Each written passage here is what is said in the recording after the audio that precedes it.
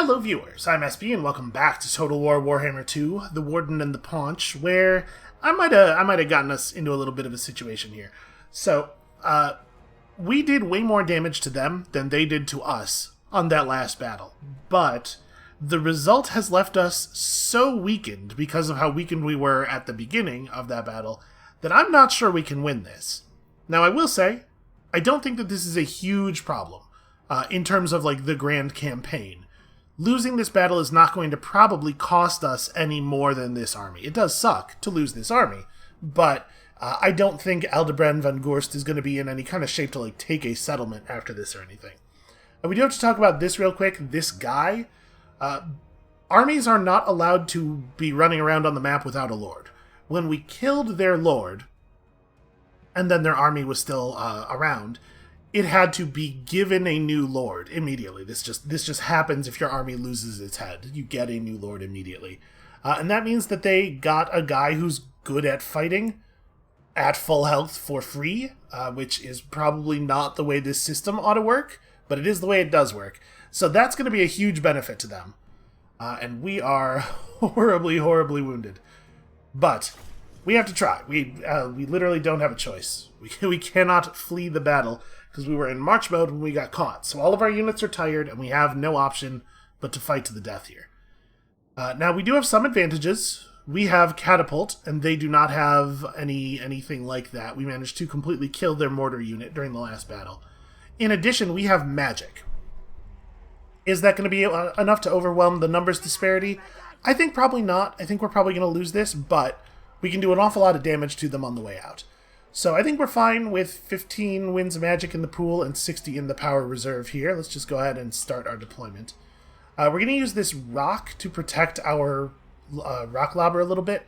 You can see at this distance, the firing area still extends into their spawn zone enough that I'm sure we'll be able to hit them right on spawn.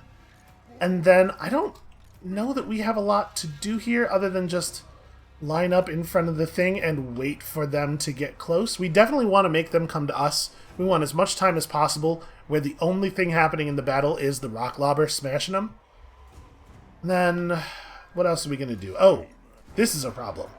Masha has 230 health, so we have to be really, really careful with him. We have a total of 20... just 20 archers, which is not great. Yeah, that's... And then we have these skulkers. What do we want to do with our skulkers? We probably want them to wait, like, over here in these trees, just somewhere stealthy and out of the way. We'll let the enemy advance on us, and then we'll have these guys push into the archers from the side, and hopefully that'll be enough to keep them from getting to shoot at us for free very much. Speaking of the archers, it's pretty dangerous for the trolls to be out by themselves. We'll put them back here in sort of like a defensive position around the catapult. My suspicion is they're going to try some shenanigans with their pistoliers. They're going to run around and try to shoot the catapults. That's what I would do with a bunch of pistoliers in this situation. We'll have these guys over here to help guard against that flank. And Ashag, I guess, is just, yeah, stand near the dudes and wait for the thing. Oh, we gotta remember, we have this bound spell from our cool new magic sword, in addition to all of our other magics. One last thing to talk about, and we can probably start the battle here. One last thing to talk about is overcasting. So we haven't done any overcasting yet. This battle would be the time where we could first do it. So you can see here, if you click a spell... and then click it one more time, it enables the overcast version of the spell. In this case, the overcast version of Brainburster does way more damage, but it has a 43% miscast chance. Unintuitively, when a spell is miscast, it still totally works, it goes off, you get the full effect. But it also does a whole bunch of damage to the caster. The magic like overloads and burns them from the inside. If we were to get a miscast with Masha at the level of health that he is at right now, he would probably literally explode. So we cannot afford to even attempt an overcast. We're just going to have to use Brainburster's default form early and often. But we also have to be careful about him being too far out in front of the army because Pistoliers, right? Because they are going to be... Oh no, it doesn't have anywhere near the range we really need it to have. Actually, I'm going to run Azhag up a little bit too. What's the range on this look like? Okay, that's really short, so we gotta wait till they're real close.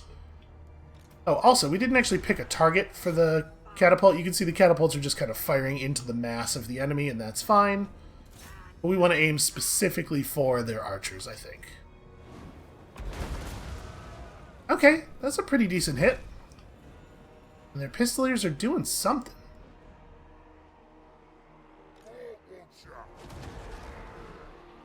We're going to want to maybe move these guys. We want to try to focus our arrows as quickly as possible here. Alright, are we close enough for brain bursting? Just about. We're going to cast that and then... Okay, that did decent damage, and then we're going to back him up because I think they are going to try to rush him with the pistoliers. That could be real bad for us. The pistoliers are just very tough for us to deal with at the moment. We don't really have a lot of tools for this. These guys are getting close, so... I mean, if they get close enough to let the biggins... No, that's what I thought. That's why I'm annoyed by their presence, because they're just going to keep doing that over and over again. It's probably not quite time to bring the Skulkers out yet. I gotta make sure that I keep looking over at them and reminding myself that they are here. And are we... No, we really have to let them get close. I'm assuming this would not be worth doing against the horses. It's weak against armor, disrupts unit formation. Let's let their infantry get close enough to try it on the infantry before we go worrying about the horses. Okay, and I mean, we've done some reasonable damage to the pistoliers already.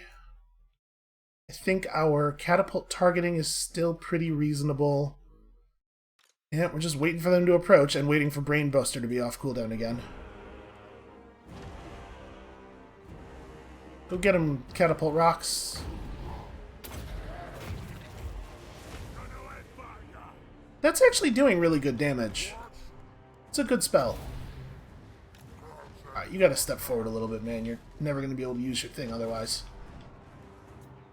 Alright, the enemy is doing exactly what I was afraid they were going to do. We're just going to charge them, and hopefully the poison on the spears will be enough to get the job done. Those guys really aren't taking any damage. Oh, this is a nightmare. It is a nightmare to even have to try to fight them in this situation. So, how... Okay, we're kind of close. I'm going to just cast the first one here. Let's see what kind of damage it does.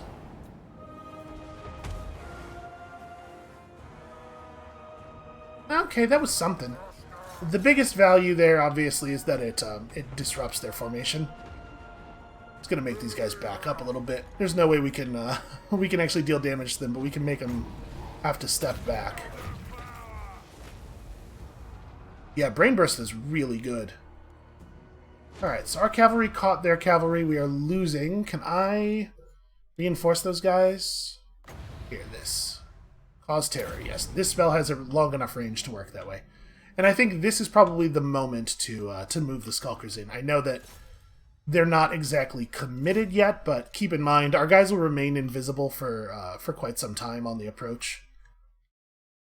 I guess we can have 2 of the units charge these guys, and the catapults have done a pretty good job of breaking those ones up. I think we're going to have the catapults change their target here. So only a 32-second cooldown on that, and Brain Bursta has an even shorter cooldown, right? Yeah, 15.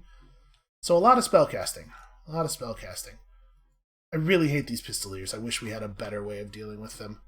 You guys still haven't managed to kill off those pistols. There's still 19 bodies in that unit. So you can see they have basically an empty health pool. If we actually mouse over them, 359 total health. But since each figure in the unit has its own HP, it looks like we've spread our damage very evenly over them. We're not really dealing a lot of deaths. We're just lowering their total HP. I think it's probably about time we rush them. This is going to hurt. Alright, the Orc Biggins are still powerful, still capable of combat. And then, of course, there is Azhag himself. Azhag himself is still totally a powerful combat unit. And the number of enemies per unit that we're seeing here is small enough that he probably won't get his ass kicked in combat. Gotta keep flipping back and forth and making sure that our spells are available. Actually, we want Azhag to hit sort of more in the middle of the enemy grouping, because we want his helm to be able to affect as many enemies as possible. And then we'll do one of these. How's that going to do? Okay, we permanently broke a unit of swordsmen there. So where do we want to commit the trolls? I guess right around here, probably? Skulkers are getting in. Sorry if I know I'm pausing a lot. I'm slowing this battle down a ton. I'm just so... I think we're probably going to lose, but I'm so enamored of the idea that there might yet be a way to win. How are we going to deal with the damn horses? I guess those guys are running, so we could have the archers turn around and shoot at these dudes. It looks like our forest spider dudes have been completely killed. There are dead spiders on the ground, and I don't see any retreating spiders, so they are probably all just dead to the man. But good on them for staying in until the thing was actually over. Okay, where do we want to cast the next Brain Burster? I guess there's a lot of enemies over here. I'm going to try to cast this such that it doesn't hit our own units too much.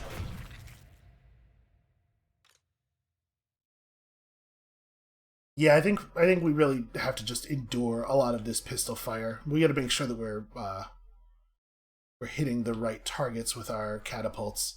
I guess we could start catapulting the pistoliers. Those archers are about to get skulked. Yeah, all right, give it a shot. Let's see if we can pull that off. The catapults can just, or the horses can just move after the catapult projectile's in the air, which is part of the problem with doing something like that. Let's try a Gaze of Mork. Okay, that did something. And then can we try to break the enemy's leadership a little bit here? Like, we don't need to necessarily kill them all in combat if we can just scare them all real bad. Skulker's taking a lot of damage on the approach. Catapults, in theory, could be doing some damage. I don't know that they are, but they could be. Alright, those guys over there are going to need some help. And I mean, honestly, we're doing okay. Is this going to be enough? I have no idea, but we're doing alright.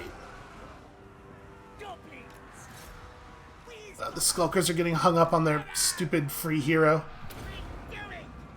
Smoke bomb. Make sure you get on those archers. We are kind of doing it. A little bit we are doing it. Okay, we have a wind blast available. Looks like it would be pretty good if we did it like this. It's going to hit my own guys a little bit. But that's probably fine. We need to make sure we're casting spells on cooldown here. If we pull this off, I'm going to be very pleased with myself. I'm going to be totally insufferable, just so everybody's aware.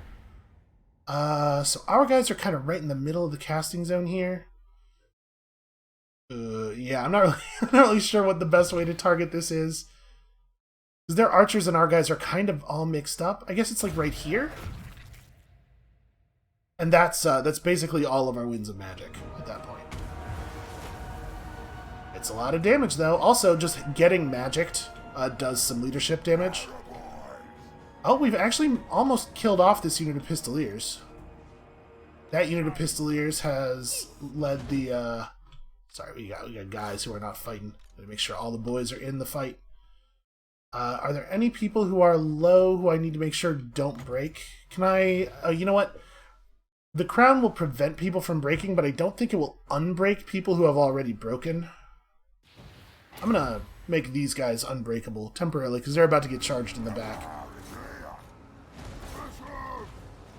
Alright, catapult's doing good work. Skulkers are doing good work. This guy might have to just go punch people. Like, I want him to live, obviously. Oh, we permanently broke the pistoliers.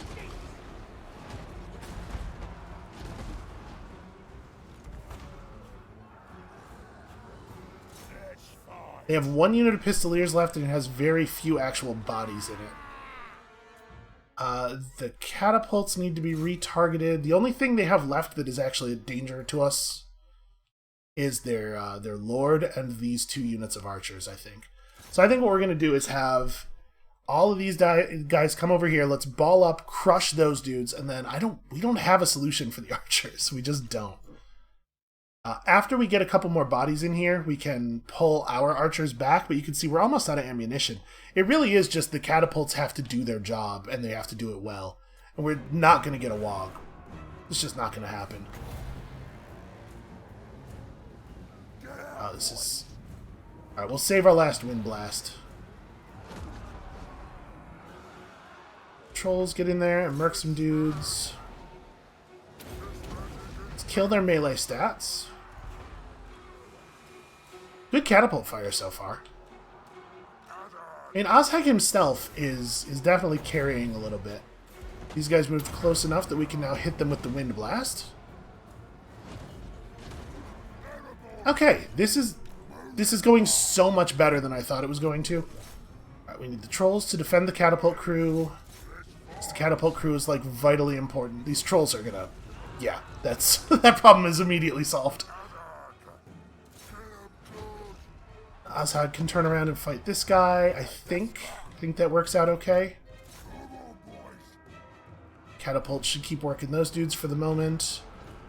So Ozhag's a very good fighter, and their dude is not... He's kind of like a cleric-y type character. So he's not actually a great fighter. He probably will not beat Ozhag from... Like, a full health 1v1, Ozhag probably wins. Important to remember, that's not what's happening here. Ozhag started this battle wounded. And he's probably tired by now.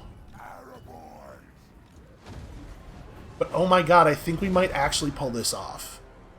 If we break these last spearmen, if we can get the archers to give up.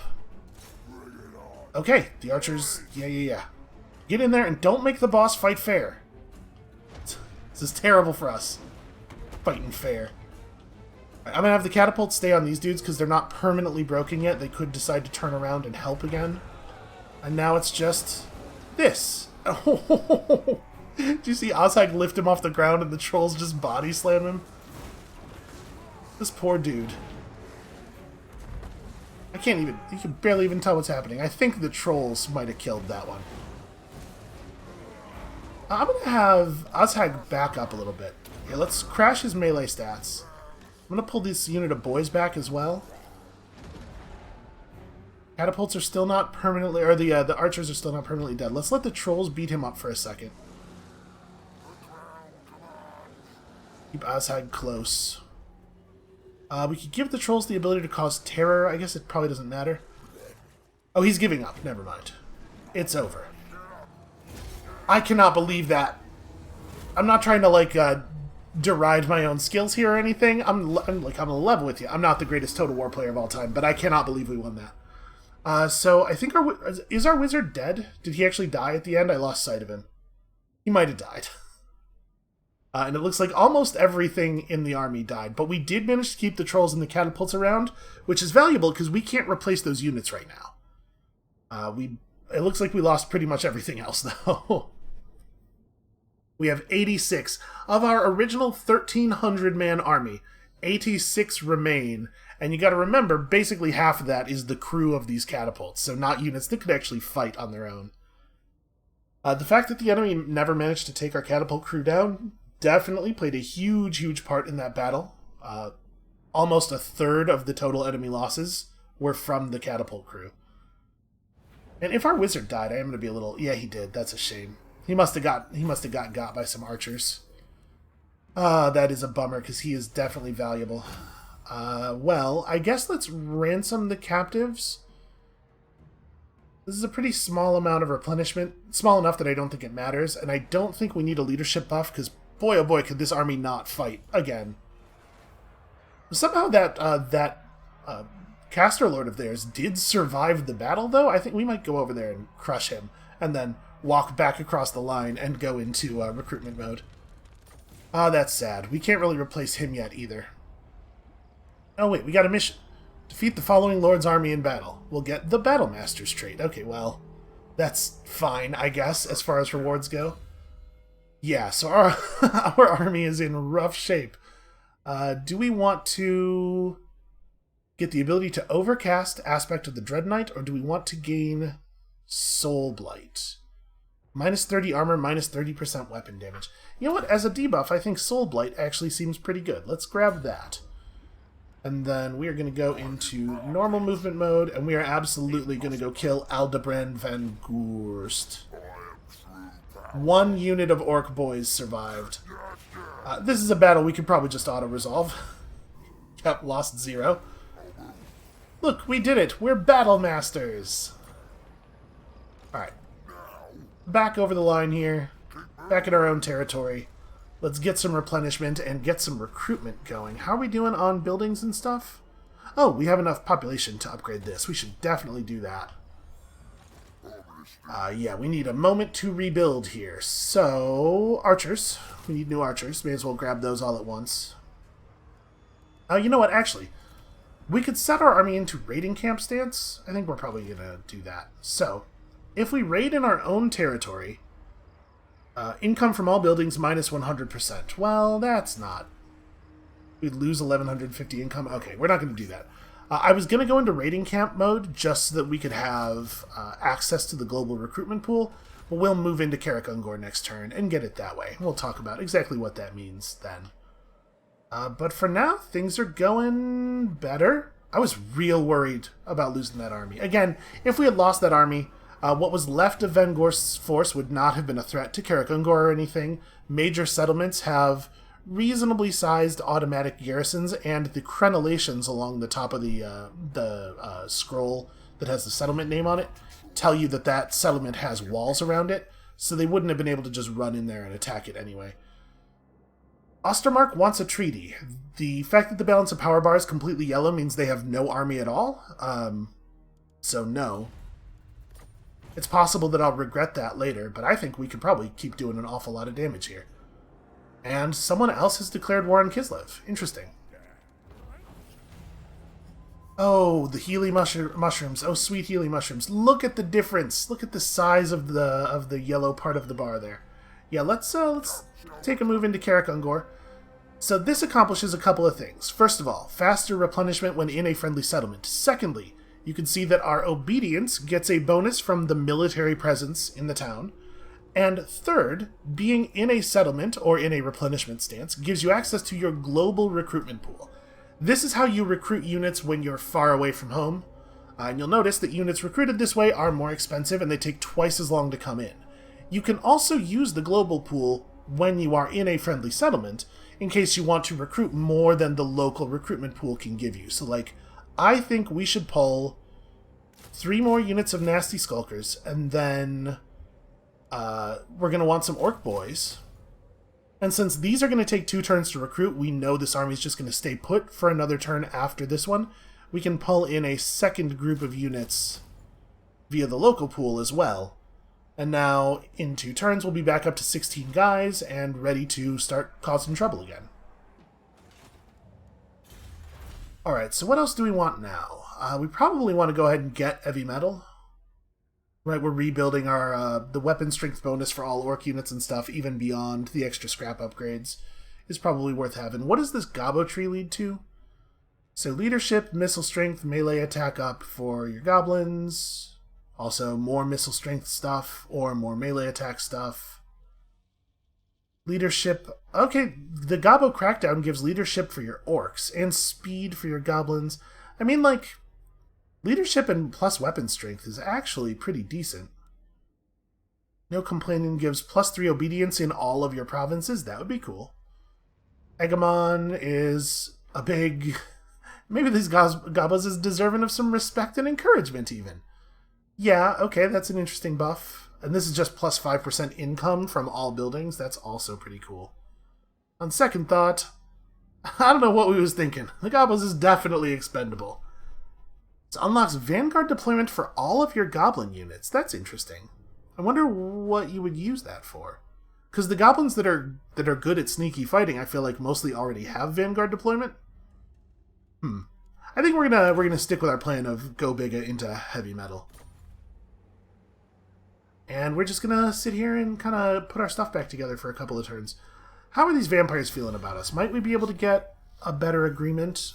I'd really love a defensive alliance, so that they would come to our rescue if anybody declared war on us. Notice the balance of power bar telling us they are very, very powerful. They'd be a good friend to have. Apparently we can't afford to... They just don't like us enough yet. Interesting, we're losing reputation with them because we gave Carrot Cadron money not to kill us. We could counteract that some by giving them money.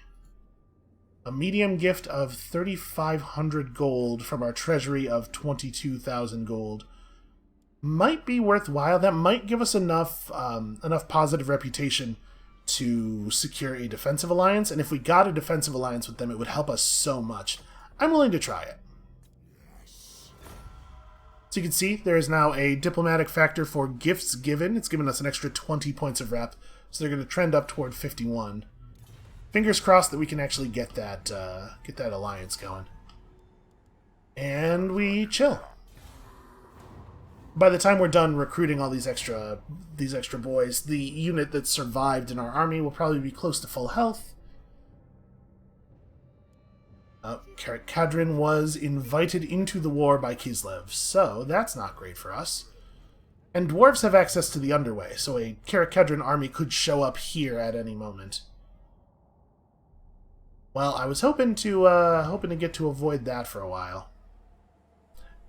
Have they taken... They did take Nashrak's Lair. Okay, so Khazid Erkolaz is on the back foot. This could be real dangerous for us. Good news, Karak Ungor upgraded, so we definitely want to push our gold mine up. We definitely want to increase the level of this. It'll give us access to the bigger, scarier orcs, and also some night goblins, who are maybe not amazing melee troops, but they do have poison weapons. And night goblin archers have poison arrows, which is pretty cool. Definitely give me a fighting pit. And then we have 13,000 gold. And here's the way these break down. So on the left here you have resource buildings. This is if the settlement has a special resource of some kind, such as gold, or like over here we can see there's a pasture settlement. That's where that building lives. Your basic military recruitment stuff, so we could build a wolf den to start recruiting goblin wolf cavalry, and then eventually goblin spider cavalry. And eventually, the really big goblin spider. The Arachnarok is a very powerful unit. We could get a boar sty to start recruiting orcish boar cavalry. I have no idea if these guys are actually good, and I'm going to level with you. I'm not super great at using cavalry. It's a little micro-intensive for me. And then you have goblin squig cavalry, which is... This is what a squig looks like. It's basically just feet and a mouth. Are these good units? 58 speed, 26 melee attack. They do have bonus versus infantry. That's what that icon just to the left of the 33 weapon strength is. And these are squigs with night goblins riding them. And then in your purple category, you have your advanced military buildings. So here we could get ourselves another troll cave, or we get a troll cave and recruit more trolls, upgrading to even better kinds of trolls. These are definitely new units, and I don't know anything about them. And eventually, allowing us to recruit a giant, we could build the shaman's hut and get ourselves a new shaman. We can build a goblin tinkerer and get pump wagons, which are armor-piercing anti-infantry, like cavalry war machines. These are also new. Well, I'll be honest with you, I really want to play with the new units, so I guess it's like new trolls versus new cavalry, new pump wagon stuff. Let's do the pump wagon thing. I think that'll be interesting. So in 3 turns, we're going to have a whole bunch of new kinds of units that we can recruit. Oh, hey, we gained an extra recruitment slot. Oh, from finishing the upgrade, yes. Yeah. So let's jam a couple more units in this army. Probably just more boys, right? Let's grab 1 more unit of archers, and then, yeah, more boys. Okay, so we're actually going to have 18 units next turn. That will put us in a position where we can at least fight Carrot Cadron, if they do indeed come over the mountains at us. I'm really bummed out about losing Masha. That Brainbuster was so... the Brainburster was so good. We didn't even get to see it in full Overcast mode.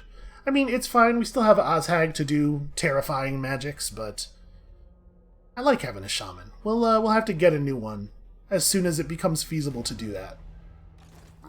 Okay, so a question now of strategy. Fort Jakova still sits empty, which means Kislev is too distracted to even take it back. So we probably don't have to worry about them for a while. Do we run out here and try to deal with Ostermark, or do we push Karak Kadrin? If the dwarves are really pushing up toward Kazid Urkulaz, it's possible that we might be able to catch them off guard down this way. I think let's go this way. For right now, we're just going to recruit like that. We'll just finish off this army real quick. And then at some point in the near future, hopefully we'll recruit some more of these advanced units. And Karak Raziak has hit level 2. So what do we want to build here? Well, we could build a military building that we're okay with capping out at level 3, because as you can see, minor settlement buildings, the minor settlement main building caps out at level 3. We could get ourselves, I suppose, we could get ourselves a troll building. We won't be able to recruit giants from it, but it'll give us access to all the other kinds of trolls quickly. You know what? I actually like that quite a bit. And this is just a money-making building. You know what? We're going to remove this. I should have done that earlier. We could put something that's a little bit more meaningful for us than 200 gold per turn in that slot.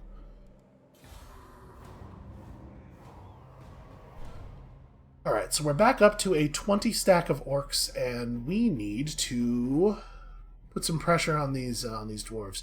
Oh, wait a second. Did you see when Karak Kadrin slid past at the top here? I think we're listed as being far more powerful than they are at the moment. That means they must have lost their army fighting the Red Eye, which means this is exactly the moment when we should be pressuring them. Also, the Knight of the Bloody Long Stabbers. After a long, bloody night of curved daggers, an ambitious goblin has emerged as a big boss. He presents himself, ready to do your bidding. So we've randomly received a free hero. In addition to just being a combat unit that we can put into our army, this guy can damage the walls of settlements, assassinate enemy characters, and reduce the movement of enemy armies. You know what we really need right now is probably a scout. Let's have him run down here. We'll have him push ahead to Karak Kadrin. So we might try an underway move. Actually, we can just totally see Karak Kadrin from here. I'm not sure why. You'd think that mountain would block it. But, so you can see Karak Kadrin has walls. It has an 11-unit garrison, and it looks like it currently has no defenders. Let's grab a heavy metal. We might be in really good shape to attack here.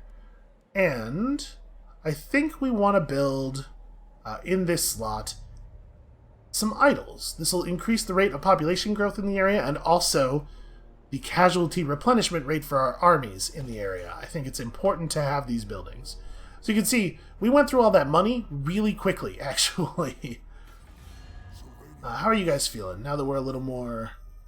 Okay, their opinion of us is still trending upward. Really want to see the likelihood of success indicator on this defensive alliance go up. We'll give them a couple more turns to really consider our generosity here. And we already paid the 50 scrap for this, so we could scrap up some of our boys. I guess we don't have to right now, though. I guess we may as well wait until we're actually at Karak Kadrin's gate.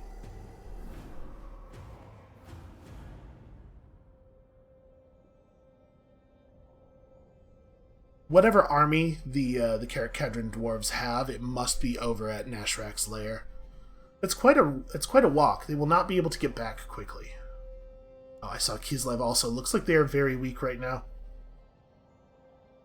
I think a lot of the people who are at war with us are also at war with other people on their other fronts. Now we've received a quest to plunder. We need to raid Essen. If we do that, 800 gold. You know? I'm not opposed to 800 gold, but I'm certainly not going to run way out of my way for it. Okay, we have enough population surplus to max out the level of Karak Raziak. We should absolutely do that. We should also upgrade this so we can get even fancier pump wagons. And we will totally put some of those pump wagons together sometime soon. Alright, so we can use the underway to just bypass the mountains over here. I think we're going to do exactly that. And Karak Kadrin is, in fact, just sitting open. We may have Gouger Legbiter run out here and spy on the humans while we deal with Dwarf Country. Alright, now that we have heavy metal, what do we want to do? We could get pointier rocks, which increases the ammunition and damage of our catapults. Obviously, pretty relevant. And lets us get scrap upgrades for them, and then, wow. Okay, there's a lot of money to be made behind that particular technology. Or we could grab upgrades for our missile units. That doesn't lead anywhere. If we had 5,000 gold, we could recruit a Goblin Great Shaman who really loves spiders. I mean, they kind of all really love spiders. This gets us lowered recruitment cost and then lowered building costs. Those are not actually very good upgrades. You know what? I think we're going to take pointier rocks. I don't know why that didn't occur to us before. Let's just shoot the pointy rocks out of the catapults. It's brilliant. So you can't use underway mode to attack a settlement. You can't, like, we couldn't, when you execute any amount of movement in underway mode, it consumes all of your movement for the turn. So we couldn't have attacked Carrot Cadron that turn, but we will be able to coming up here. Now, unfortunately, it has walls, which is going to complicate things a little bit, but let's talk about how this system works. Normal attack, let's go grab Carrot Cadron. Because Carrot Cadron has walls, ordinarily we would not be able to attack it right away.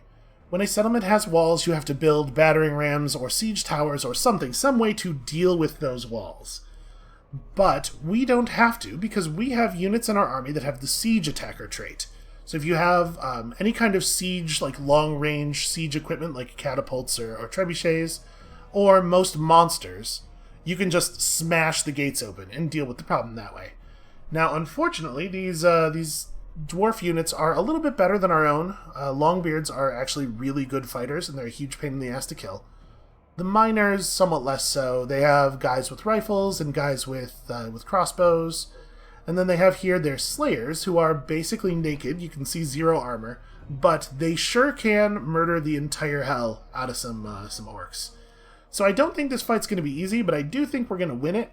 We could take a moment and just build ourselves a ram or some siege towers anyway, but I don't think we want to do that, because that will cost us turns just standing outside the city while we construct, and that gives the whatever Carrot Cadron's army is time to run up behind us and attack us with the support of their garrison. We want to just hit with our overwhelming numbers right now.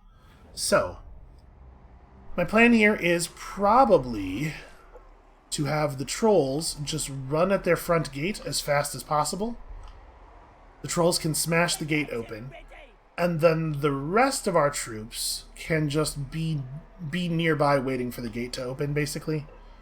We are going to want to have our catapults in a position where they can shoot at the wall. We're going to want to have Ozhag nearby, because he's going to have to do some work. And we're going to take some serious damage from their towers and stuff until we get inside, at which point things will get a lot better. So there's a couple of different ways we could handle this. We could have a bunch of our units try to stand away from the range their towers could shoot at, and then run over there once the gates are smashed. I think I'm going to try more of a direct assault tactic. That does mean we're going to be pretty grouped up here. Fortunately, they don't have any catapults or anything, so they can't really take advantage of that optimally. But it is going to mean we take a lot of ranged fire. So, trolls, open that gate. Everybody else, get real close to that gate. We can leave the skulkers back for the moment because they're invisible out here, so the enemy won't shoot at them anyway. Ozhag needs to get right up against the gate so he doesn't get murdered. So you can see their siege towers, their fort towers, have quite a long range and are quite powerful. Once we actually get inside, I think this isn't going to be too bad. We have such a huge numbers advantage. Stay strong, trolls. Oh, they're thinking about panicking. Don't you dare. I have made them unbreakable. Okay, they're going to be inside of the enemy firing range in a second here. And remember, trolls have regeneration, so any troll that didn't die is going to have his HP come back. Do you guys... Okay, they remember their orders. They get there. You know, they're not smart creatures. but they can understand the command to go break a thing. So here's another option we have. We could send some of our units up onto the walls to mess with their ranged units. If we don't do that, then when we get inside, we're likely to have their units just turn around and start shooting down on us. So I don't want to spend too much of our force this way, but I think we can probably afford to have a couple units go up each side here. And we'll just... when they get to the wall, they'll just produce some ladders. They'll just pull some great big ladders out of their butts and start climbing. In theory, our arrow boys should be able to fire back. I'm not sure why they're not shooting. Our catapults also should be shooting. Yeah, okay, they're doing it. The skulkers approach here. So up here we can see they've just sort of created a whole bunch of ladders. Unfortunately, climbing ladders is an incredibly tiring action. So they'll get up there exhausted. They will not be in very good shape to fight, but they're just fighting enemy ranged units. It'll be fine. And the gates are broken. Let's get in there and smash. We do not want the trolls to participate immediately. I'm going to have the trolls fall back, give them a little bit more time to replenish, and also I just don't want them fighting the slayers. We do want to start using magic immediately.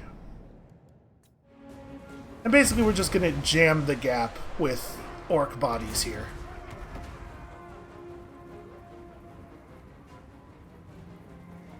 It's going to take a while for us to get this done, but we are going to get this done. We'll send Azhag in here as well.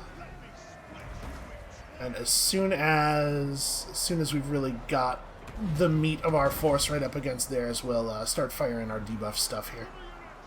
Yeah, that seems right. Okay, so big reduction in combat effectiveness for their team. Azhag committed a little deeper than I intended. Well, I'm surprised at how effective he was in getting all the way in there.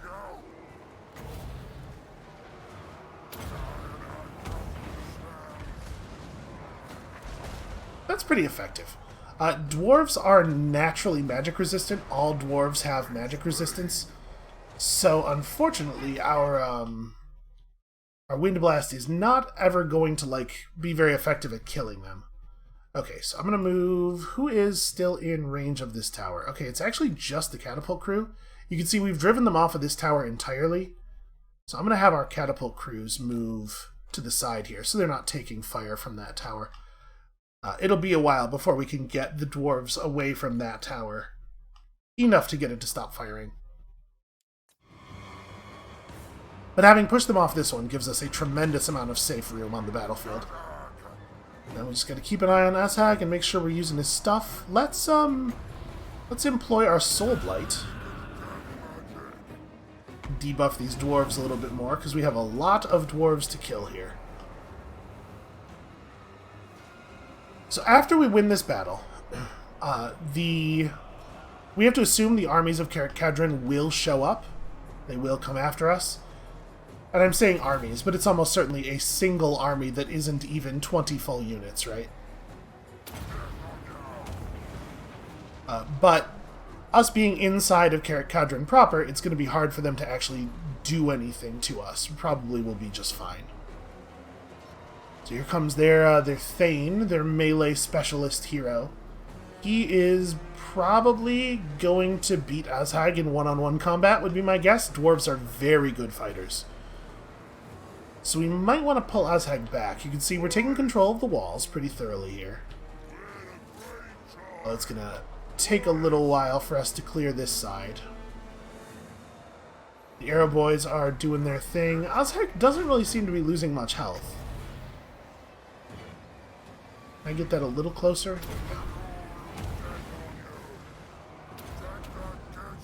And let's debuff all the dwarves, and let's debuff all the dwarves. Put this over here so it's affecting as many of them up on the wall as possible. Okay, and once we have the wall kind of under control, we can start sending down the boys from the wall to flank them. Like, I think we're going to do that right now. Let's get this unit of boys down off the wall and hit the enemy in the back. And then we're probably going to send up a couple of the units of skulkers to follow suit there. Alright, have at 'em, boys. Oh, also, I gotta remember to pop our wog here. It's extra damage and terror causing. Dwarf units tend to be pretty resilient to fear. That's not like a special trait they have or anything, they just have high leadership. Brave little dudes.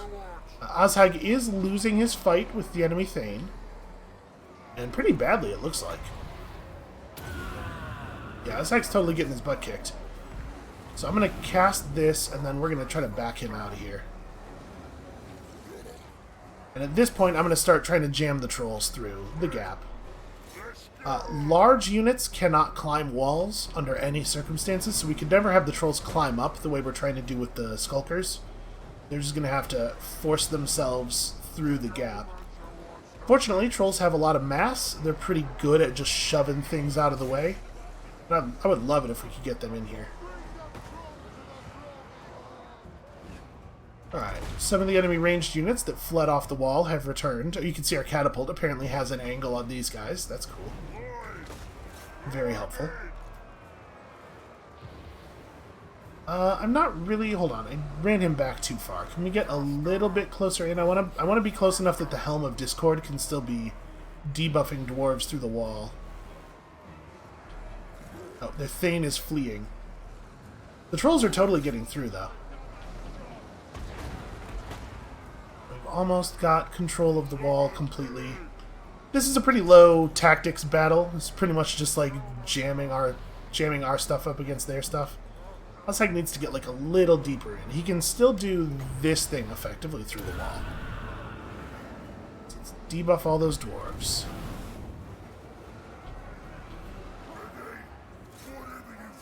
Like I said in the intro of the first episode, Azhag's School of Magic is not one that orcs usually have access to.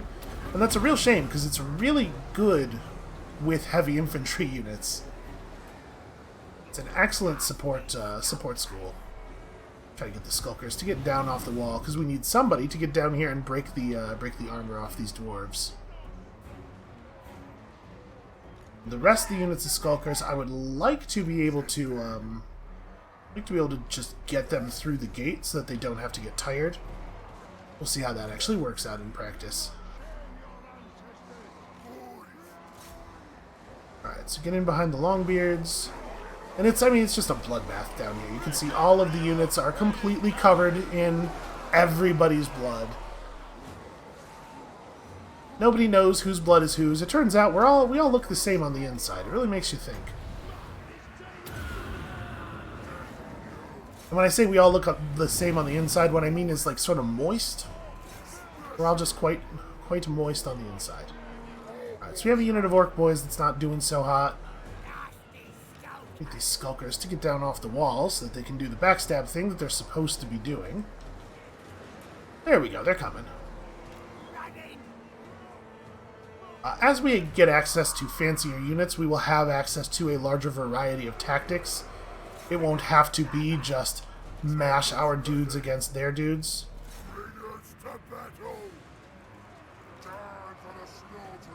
I do wish we had more damage spells. Okay, some of our skulkers elected to come through the gate even though they were ordered to go over the wall, which I don't 100% understand, but it's fine.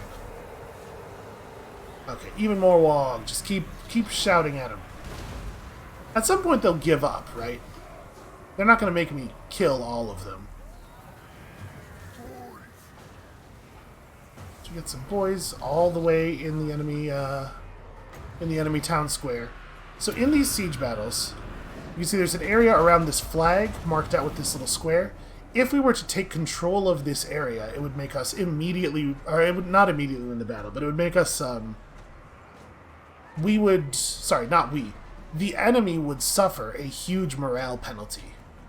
And it would end the battle fairly quickly. So you can see they've had their big morale break. All of their units have given up, except for these Slayers. Slayers are unbreakable and cannot surrender. They fight to the death, every single one of them, always. So we're going to have to just, do this the old-fashioned way. Get in there and crump those guys good. Where's Azhag? Azhag, come here and help. They're actually totally beating the one unit of boys that was already fighting them.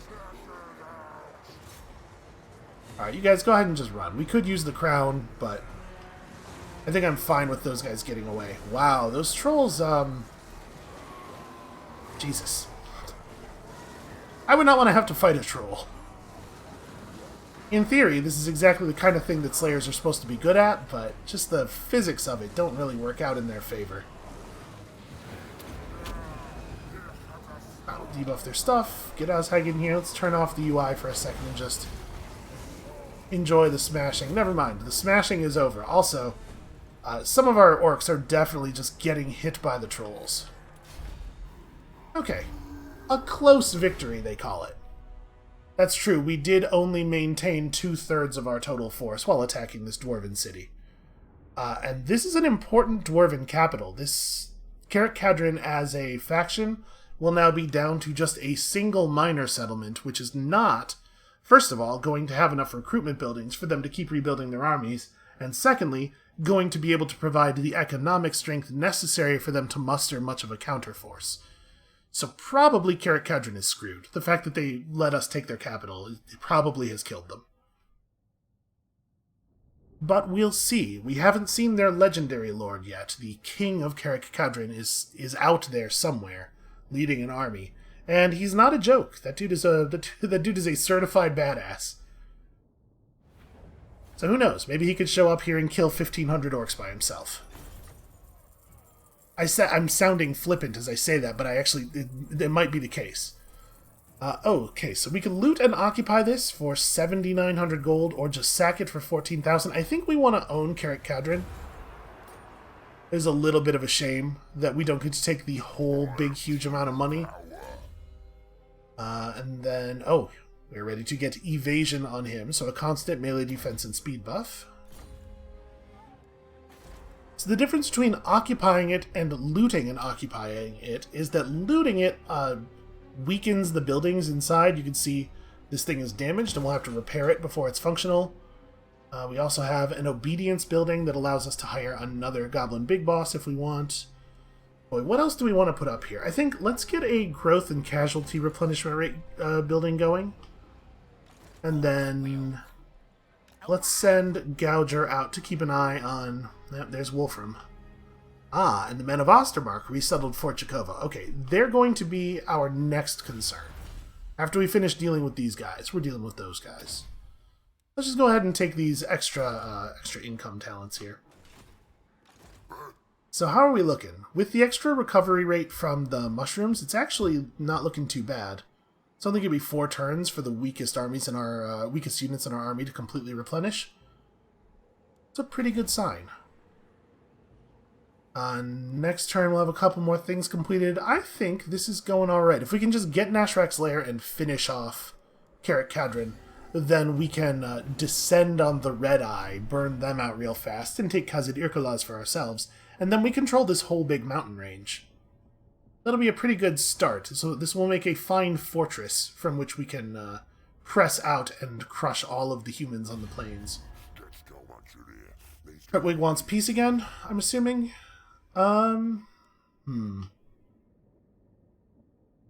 We are kind of... You know what? Sure. We are kind of distracted right now. I don't want to have to run my armies back over here. We want to focus on these dwarves until they're down. Signing a peace treaty with him doesn't necessarily commit us to any period of peace or anything. We could re-war him whenever we feel like it. Oh, and apparently we've gotten high enough level that we can start the quest for our first legendary item. So... Once, Azhag was the chieftain of a little-known tribe subsisting high in Troll Country. The Greenskin tribes in the far north are bitter rivals, fighting choppa and claw over the few spoils offered by the hostile barren lands. But it was there that Azhag found something, an ancient crown steeped in dark magic. Ever since, the crown has provided him with dark powers and useful, if occasionally confusing, advice, allowing Azhag to seize control of the mighty fortress of Karak Ungor. Now the crown whispers for further power, for it is missing a piece that was left behind when Alsag first snatched the crown from the underground ruins of the ancient Humi city of Todheim. Intent on finding it, he must search Todheim for any signs of the lost piece. So we have to move some character to the Goramadni Mountains, which are considerably further north than we are. Well, you know what? This might be a good job for Gouger, actually. Let's set him off on that. He's going to undertake a little pilgrimage for us. Let's continue to upgrade our territory marker. And then, do we have anything? No, we don't have anything to do here. Still trending negative on obedience. Definitely a thing worth watching out for. And we are at 97 call to wog. So we're actually going to hit that pretty soon. I don't know who we're going to wog against. I guess we could wog against these dwarves? Honestly, they might be dead by the time we get to that. Let's creep forward a little bit. Okay, I was just making sure we weren't going to wander directly into a dwarf army. And Carrick Cadron is currently producing a very, very small amount of money. We're going to turn off extortion, which is going to give us a little bit of an obedience bonus.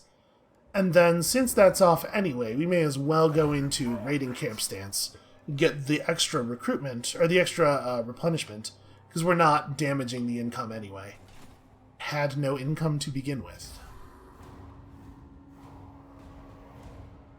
Now, one thing we could do is we could intentionally delay taking Nashrak's lair until our wog fires, so that we could declare a wog against Carrick Cadron, which would be easy for us to take over, and then we can pretty much guarantee that our wog will be successful.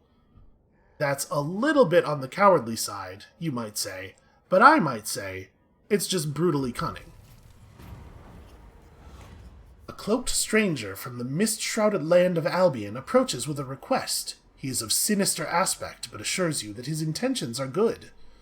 So we can grant whatever his request was, to get 3,000 gold immediately, but also to suffer 5 turns of 4 points of chaos corruption. I'm not going to bother explaining the whole corruption system to you right now. What I'm going to say is I don't feel like doing this. I don't think we need the 3,000 gold that badly. So we're just going to refuse this creature and make all of our lands untainted.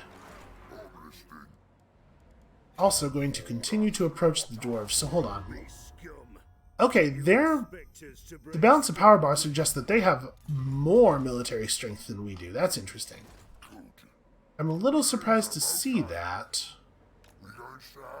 Is Khazid Urkala still at war with them? They sure are. And they're also rated as more powerful than I am. That's a little concerning. We have enough movement range left that we could go into ambush mode. I think I'm gonna sit here on the edge of our territory, let our guys get one more turn of replenishment, invisible, and maybe the dwarf army will just wander right into us. I mean, we may as well just click over here. Just figure out a way to get there. Okay, we are still at war with Kislev, but now that there's a buffer of an Ostermark settlement between us and them, I think it's pretty unlikely that we'll see them come and try to take any vengeance on us.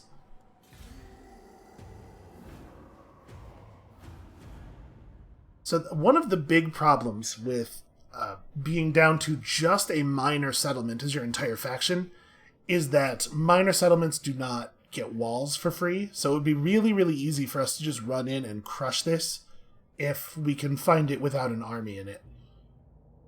Unfortunately, they must have 2 armies, or like one really, really good army. Oh, and Grimgor Ironhide has made his call to war before we got ours. Somewhere, the magical Sword of Cain has been claimed. This is some elf magic nonsense. We're not going to worry about it for right now. And we are now at 99 call to wog, so we are definitely going to get that thing going. I'm a little nervous to cross over here, honestly. Let's just creep forward a little bit. Okay, yes, they do have 2 armies going. They have 7 units in the garrison of Nashrak's lair, plus a 13-unit army commanded by Ungrim Ironfist, which is the Slayer King. This is that guy I'm afraid of. And then they have another little force over here. I don't know how we're going to deal with this. I don't really know what our plan is. But you know what? This is probably a good time to stop and consider. So you guys, just sit back and chill. I'm going to go have a chat with my magic crown. We're going to figure this all out. And when you come back next time, tomorrow, we are going to have a plan to put these dwarves in the ground once and for all. And we'll see you then.